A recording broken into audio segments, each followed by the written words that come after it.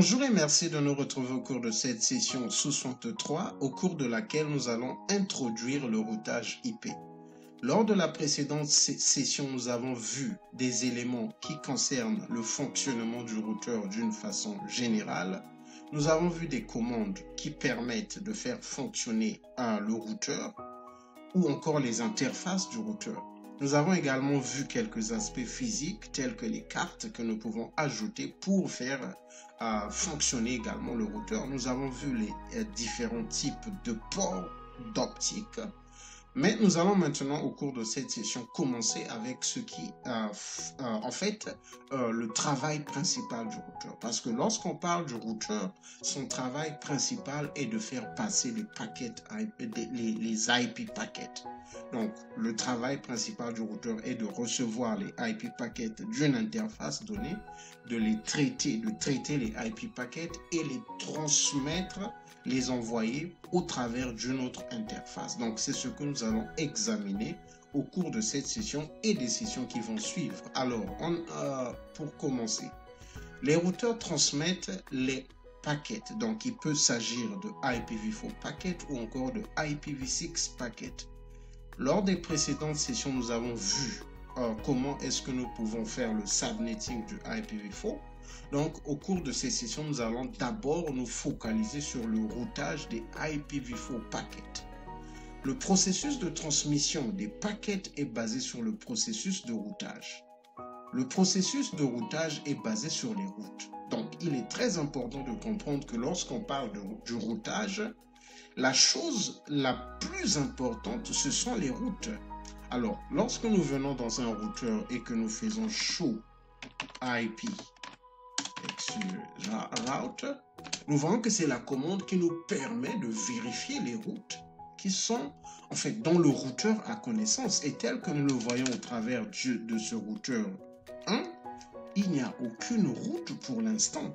Ce qui signifie que ce routeur ne sera pas en mesure de faire passer les paquets, ne sera pas en mesure de transporter les paquets parce qu'il n'a aucune route.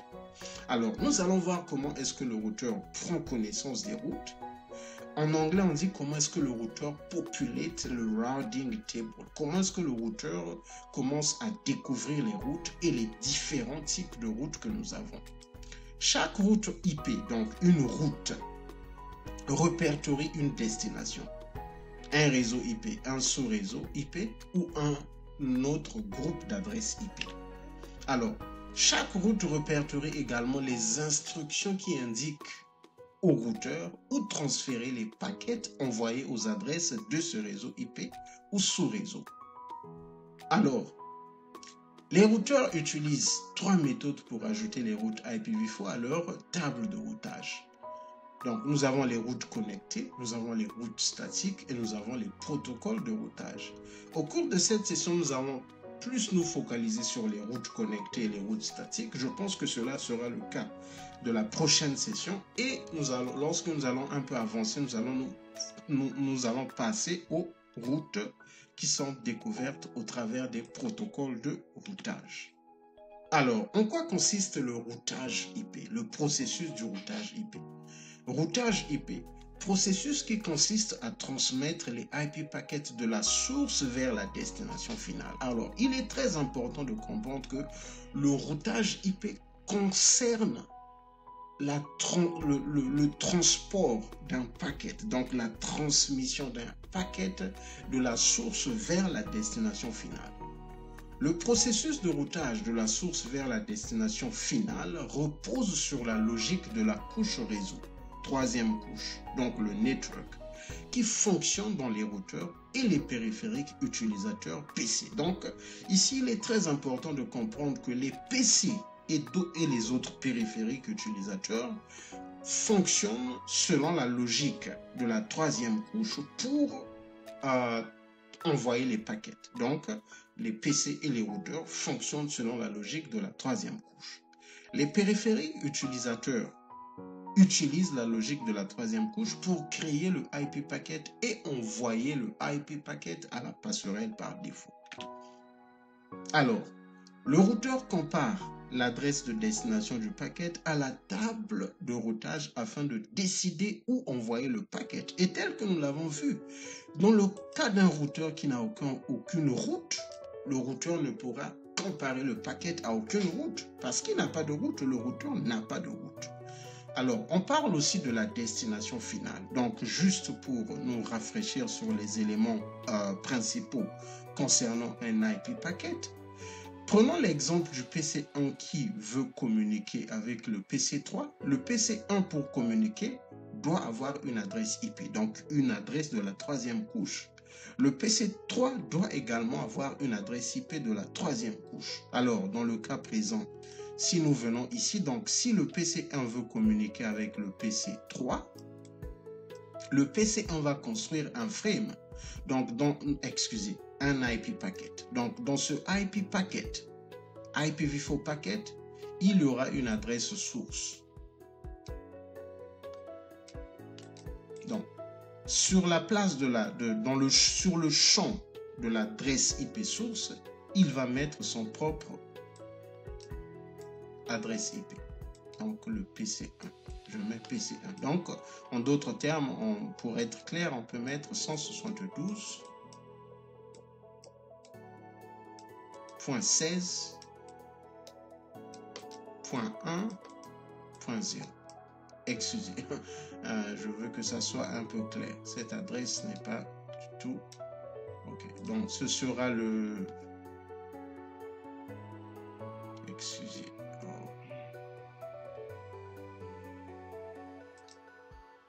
Donc ce sera le 172.16.1.100. Et sur la case destination, sur le champ de destination, il s'agirait de l'adresse IP du PC3.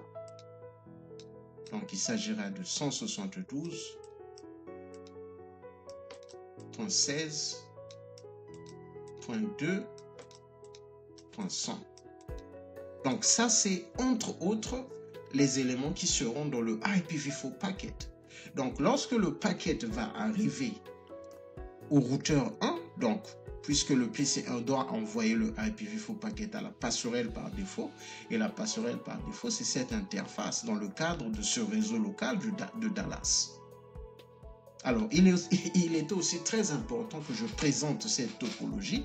Nous sommes ici en face d'une entreprise qui a 3 agences. Donc, une agence à Dallas, donc un réseau local à Dallas, un réseau local à Dakar et un réseau local à l'agence de Brazzaville.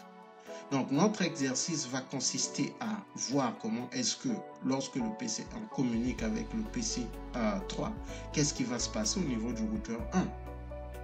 Donc, le PC1 va envoyer le IPv4 packet à la passerelle par défaut. Lorsque le routeur 1 va recevoir le IPv4 packet, il va comparer l'adresse IP de destination à sa table de routage. Donc, c'est cette adresse IP. Donc, le routeur 1 va vérifier s'il a une route pour ce réseau, le 172.16.2.100. Alors, nous allons continuer. Le routage dépend de la couche physique, première couche, et la couche accès réseau, deuxième couche. Le protocole de la deuxième couche, Ethernet, PPP, HDLC, encapsule le paquet de segment à segment jusqu'à la destination finale. Alors, lorsque nous revenons ici, nous avons 2 exemples au niveau du réseau longue distance, donc le WAN. Nous avons cette connexion entre le routeur 1 et le routeur 2 qui porte sur un serial link.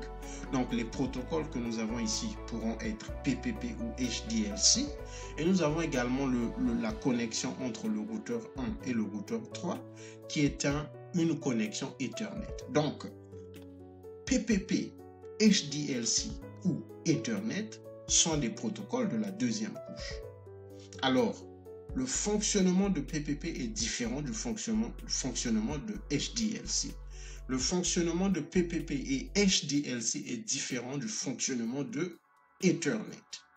Mais, peu importe la façon dont ils encapsulent IPv4 packet, la logique de la troisième couche ne change pas. Donc, la logique de la troisième couche est identique. Donc, la raison pour laquelle nous avons mis ces deux types de connexions, c'est pour faire comprendre qu'à la deuxième couche, on peut avoir le protocole PPP, on peut avoir le protocole HDLC pour les Serial Link, on peut avoir le protocole Ethernet, on peut avoir n'importe quel autre protocole d'encapsulation de la deuxième couche. La logique de la troisième couche ne va pas changer. Alors, nous allons continue. Processus du routage IPv4. Le processus du routage commence par l'hôte, le routeur ou périphérique utilisateur qui crée le IPv4 packet. L'hôte qui crée le IPv4 packet va d'abord se poser la question de savoir si l'adresse IP de destination se trouve dans le même sous-réseau. Alors, il va utiliser sa propre adresse IP et son masque pour déterminer les adresses qui font partie du même sous-réseau. Donc ici, il s'agit de la fonction AND. Alors, il est très important de comprendre cette étape. Lorsqu'un équipement veut communiquer, nous avons pris l'exemple du PC1. Lorsque le PC1 veut communiquer, il va d'abord chercher à savoir si le IPv4 packet qu'il va envoyer va rester dans le réseau local, donc sera transmis dans le réseau local, ou s'il sera transmis en dehors du réseau local. Parce que le résultat et le fonctionnement va dépendre sera différent selon que le paquet sera transmis dans le réseau local ou encore le paquet sera transmis en dehors du réseau local. Alors, nous allons essayer d'avancer pour comprendre. Et pour découvrir si le paquet est destiné à un équipement qui est dans le réseau local ou encore à un équipement qui est en dehors du réseau local, il y a la comparaison de l'adresse IP du masque au travers de la fonction AND. Donc, c'est le processus par lequel le PC cherche à savoir si le PC de destination ou encore l'équipement auquel le IPv4 packet est destiné est dans son réseau local ou encore en dehors de son réseau local. Pour savoir si l'adresse IP de destination se trouve dans le même sous-réseau ou dans un sous-réseau différent, l'hôte fait un calcul mathématique, le Boolean Math, spécifiquement la fonction AND. En quoi consiste la fonction AND? Alors, il faut comprendre cet élément parce que c'est par là que le processus de routage commence. C'est par là que le processus de routage commence. Alors, ici, nous avons une topologie qui nous montre les deux cas. Le cas où le IPv4 packet, je vais effacer ceci, le cas où le IPv4 packet est destiné à un équipement qui est dans le réseau local, dans le cas présent, le PC1, lorsqu'il veut communiquer avec le PC2, le packet va rester dans le réseau local. Mais si le PC1 veut communiquer avec le serveur, il s'agit d'une communication en dehors du réseau local. Alors, cette communication est appelée un remote.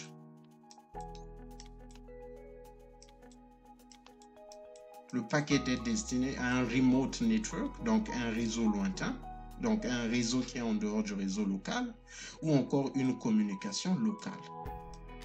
Donc, de temps en temps, nous allons faire recours à ces deux concepts, communication locale, du point de vue du routage IP.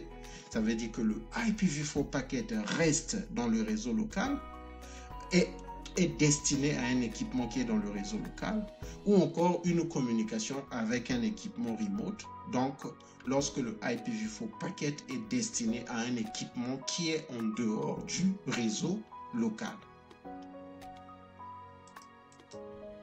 Je vais enlever ceci. Alors, explication de la fonction AND. L'hôte convertit les adresses IP source et destination en un chiffre binaire. Applique le masque de sous-réseau aux deux adresses et compare les résultats à l'aide de la fonction AND. Donc ici, c'est très important.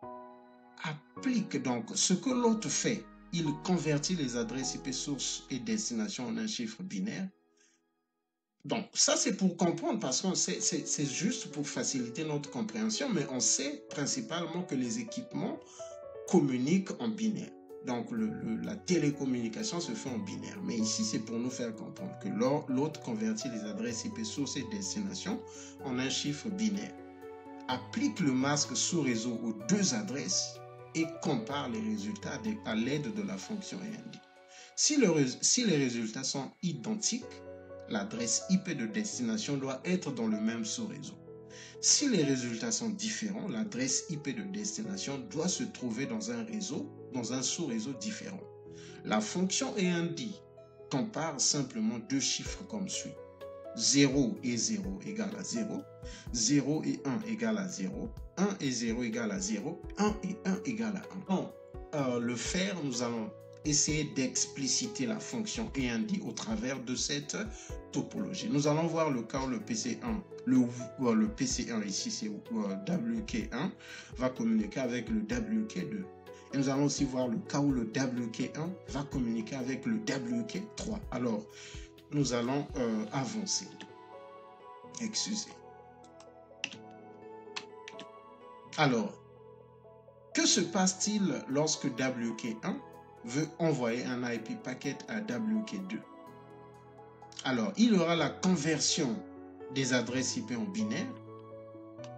On va appliquer le masque sous réseau, application de la fonction AND et comparaison. Alors, ici, nous avons l'adresse IP du PC1 en binaire. Donc, je vais juste... je vais préciser cela ici. Je vais effacer ceci. Et je vais venir. Donc, ça, c'est l'adresse IP du PC1. Et ça, c'est... pour être clair, excusez, c'est WK1. Et ça, c'est l'adresse IP du WK2. Alors, ici, l'adresse IP, nous le voyons ici, est convertie en binaire et le masque également est converti en binaire. Donc, nous avons cette comparaison ici. Cette comparaison, c'est-à-dire l'adresse IP est convertie en binaire et le masque est appliqué sur l'adresse IP. Et donc, nous avons le réseau. En d'autres termes, nous trouvons le réseau auquel l'adresse IP du WK1 appartient. C'est le même processus qui est appliqué au WK2. L'adresse IP est convertie en binaire. On applique le masque sur cette adresse IP et nous trouvons également le réseau auquel l'adresse IP de WK2 appartient. Alors, si vous n'avez pas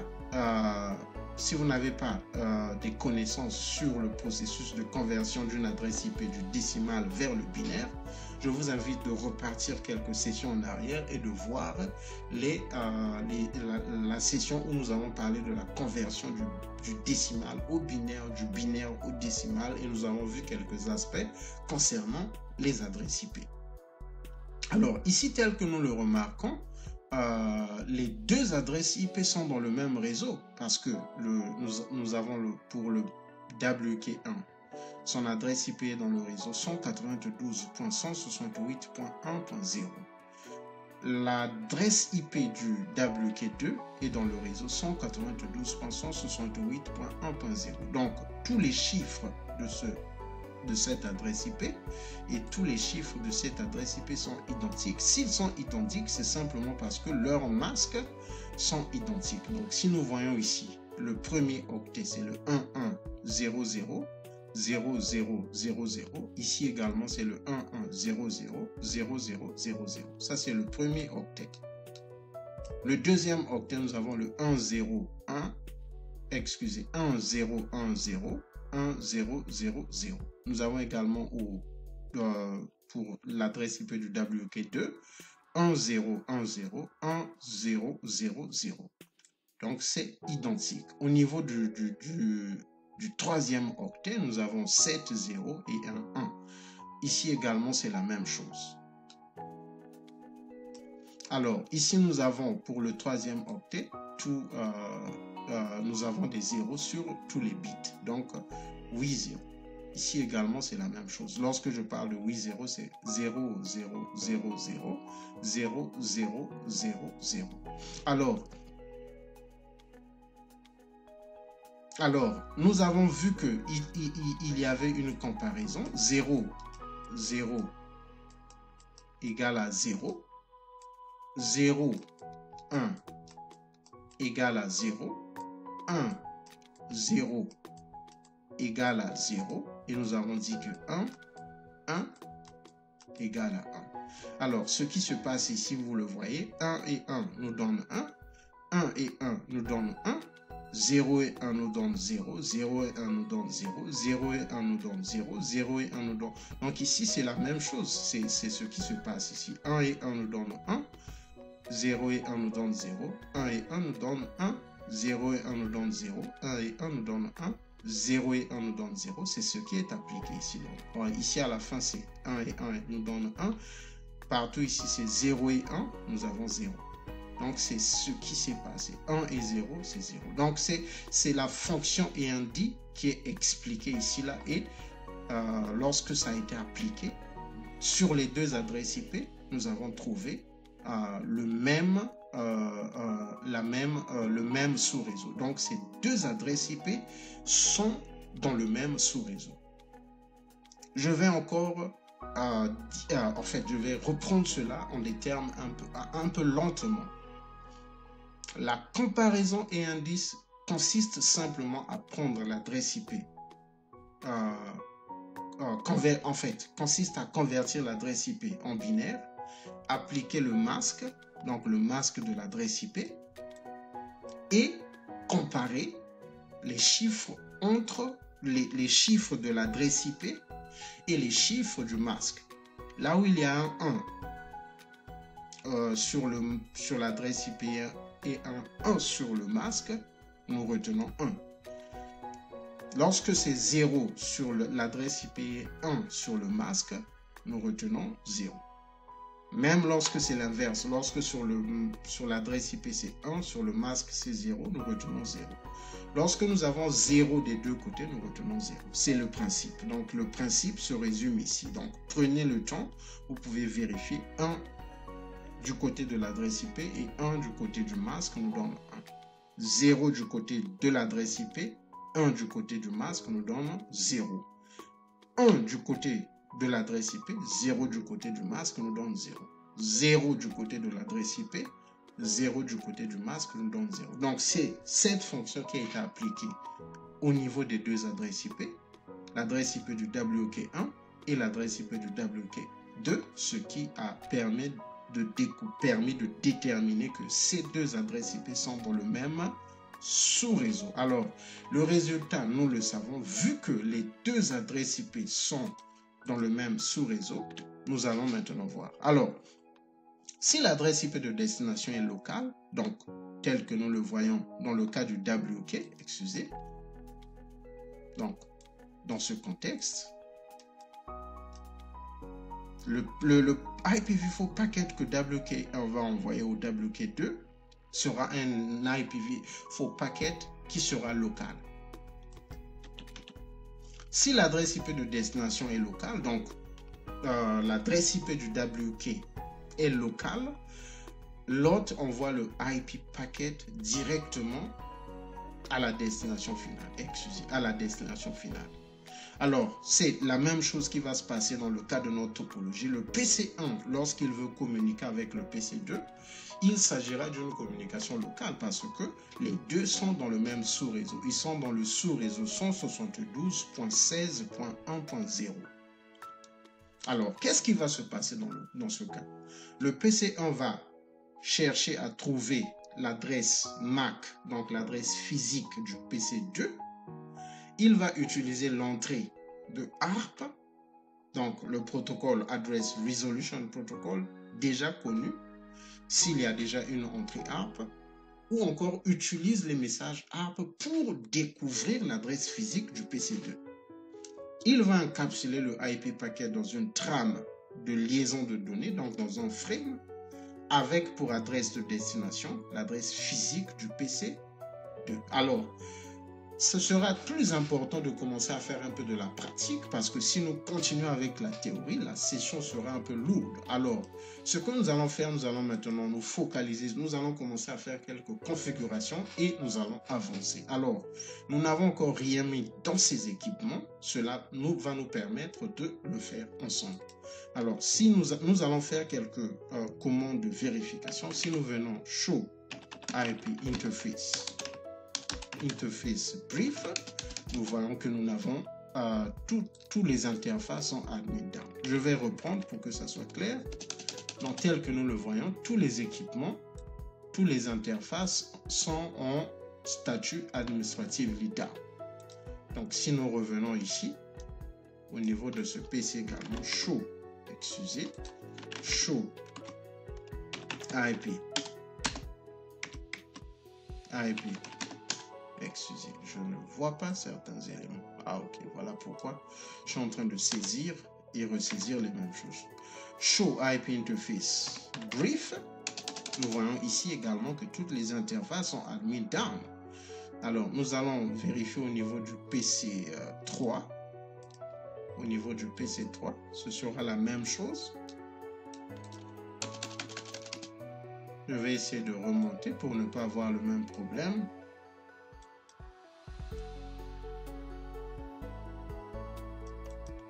Excusez. Donc au niveau du PC3, je vais également faire show IP interface brief. Tel que vous le voyez, toutes les interfaces sont admin down. Alors nous avons ici un IPv4 addressing qui est très clair. Entre le routeur 1 et le routeur 2, ce sera le réseau, c'est le 172.16.4.0. Et donc du côté du routeur 1, il faut juste remplacer le 0 par le chiffre 1 et du côté du routeur 2, remplacer le 0 par le chiffre 2. Alors, nous allons partir dans le routeur 1. Nous allons faire configure terminal et nous allons faire interface. Alors, nous allons voir le type d'interface qui connecte les deux routeurs. C'est le serial 2.0. Alors, nous allons revenir ici. Nous allons faire interface S2.0. Nous allons faire no shutdown. Nous allons faire no shutdown et nous allons donner une description. One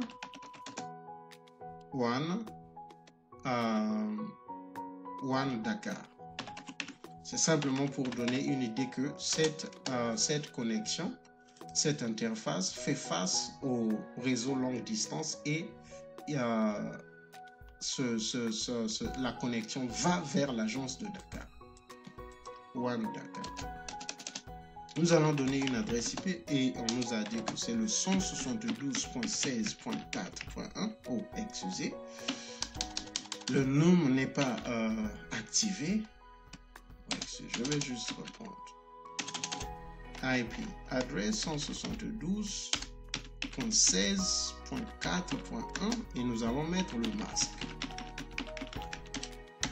Nous mettons le masque. Lorsque nous faisons encore do show IP interface brief, nous voyons maintenant que le serial 2.0 a maintenant une adresse IP. Alors, souvenez-vous, nous venons de vérifier. Lorsque nous avons vérifié la première fois, nous n'avions pas de route. Ok, nous n'avions pas de route. Maintenant que nous avons ajouté une adresse IP sous l'interface serial 2.0, nous allons faire la même vérification. Nous allons vérifier do show. Le fait que je suis en mode de configuration, je dois faire précéder ma commande de vérification par do. Donc, juste pour rappeler un élément. Do show IP route. Lorsque nous le faisons, nous n'avons pas encore de route. Ok, nous allons continuer. Alors, nous allons partir au niveau du routeur 2. Ou encore, nous pouvons déjà configurer toutes les adresses IP au niveau de ce routeur. Donc, au niveau de la connexion entre le routeur 1 et le routeur 3, c'est Ethernet 00. Alors, nous allons partir, nous allons faire interface ETH 00. Nous allons faire no shutdown et nous allons configurer l'adresse IP. Ici, l'adresse IP est dans le réseau 172.16.5. Donc, du côté du routeur 1, nous allons compléter le 0 par, remplacer le 0 par 1. On va faire IP adresse 172.16.5.1 et le masque c'est le 255.255.0. Alors, la description ici c'est WAN Brazzaville. Et nous allons maintenant configurer l'interface qui fait face au réseau local. Nous allons vérifier. C'est le Ethernet 01 du côté du routeur 1. Alors, nous allons nous rappeler. Il est aussi possible de rappeler les précédentes commandes pour que vous soyez rapide. Avec la flèche roue de votre clavier, vous pouvez rappeler. Donc, je vais faire 01. Je vais rappeler la description. Au lieu de tout saisir, je vais juste modifier LAN Dallas. Donc, ici, c'est le réseau local de Dallas. Et je vais attribuer une adresse IP. Et c'est tel que j'ai dit, au lieu de saisir toutes les informations, je rappelle la même commande. Ici, c'est le 1. Donc, c'est le 172.16.1. Alors, ce que je vais faire, je vais simplement reculer avec la flèche arrière et modifier le 5 remplacé par le 1. Alors, là maintenant, nous avons des adresses IP. Je vais juste no shutdown cette interface. À partir du moment où je le fais, je vais encore vérifier do show IP route. Alors, tel que vous le voyez, nous venions de vérifier lorsque nous avons commencé, il n'y avait aucune route. Il n'y avait aucune route. Lorsque nous avons fait show IP route, il n'y avait pas de route. Mais maintenant que nous avons configuré des adresses IP sous les interfaces et que nous faisons show IP route, le do c'est simplement parce que nous sommes en mode de configuration d'une interface. Lorsque nous faisons do show IP route, donc la commande qui est saisie c'est réellement show IP route, nous voyons que nous avons maintenant des routes